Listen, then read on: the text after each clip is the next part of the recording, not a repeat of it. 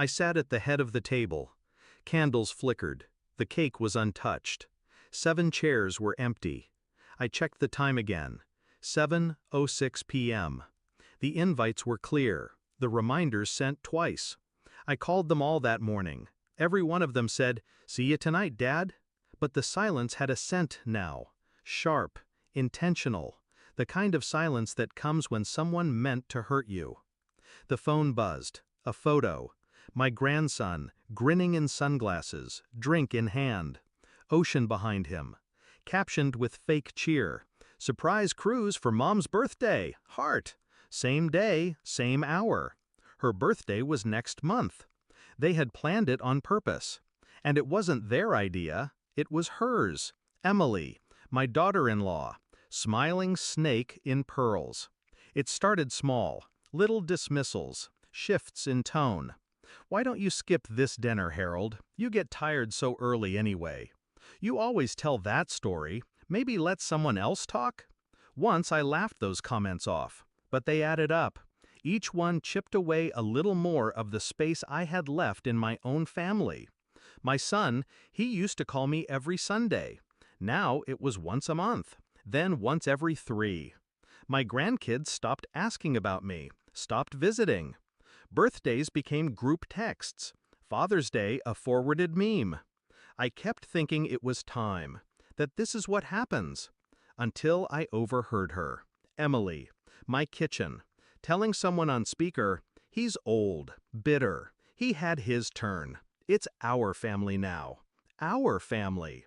Like I was a tenant in the home I built. I didn't confront her, not then. Confrontation is messy, reactive, weak. Instead, I listened, watched. Small things. Emily always had the final say. Vacations, holidays, even what my son wore. But it was the finances that told me everything. I still had joint access to the old trust, the one I built for the family decades ago. One account fed the college fund, another the family properties, and a third, the discretionary fund, was strictly for emergencies.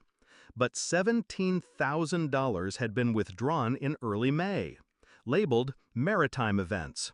She never worked, never earned, but her name was on every transfer. My son didn't even know.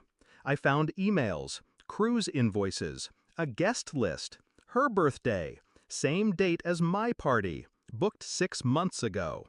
And the invitation to my birthday? Ignored, deleted. I printed everything, emails, bank logs, call records, sent them to my son in a plain envelope. No name, no return address. He called the next day. Sounded like a man who'd been shot in the stomach. "Why didn't you tell me?" "Because you wouldn't have believed me, not when she smiled like that." He said she confessed, tried to make it about stress, said I intimidated her. He asked me what I wanted. I told him nothing, because what I wanted was already happening. Emily had built her castle on stolen bricks. Now it was collapsing. They came back a week later, tan, quiet.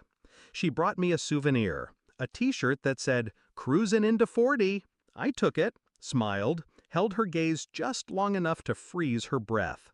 "I heard it was lovely," I said. "I'm glad everyone could make it." Her face twitched, just once, then again. "Your son told me about the mistake," she offered. "The overlap with your party, just unfortunate timing." I nodded, then slid a folded document across the table. Power of attorney, revocation notice, trust transfer authorization. I had restructured everything. She was out. "Harold," I cut her off with a glance. The kind of glance that says, "You were never invisible to me." "You wanted a family of your own," I said. "Now you have it, without me." My son moved back into the guest house. He said it was temporary. I knew better. She tried to salvage it, apologies, tears, but they weren't for me. They were for the inheritance. I changed my will that same week, left everything to the grandchildren, skipped a generation. Emily won't get a dime.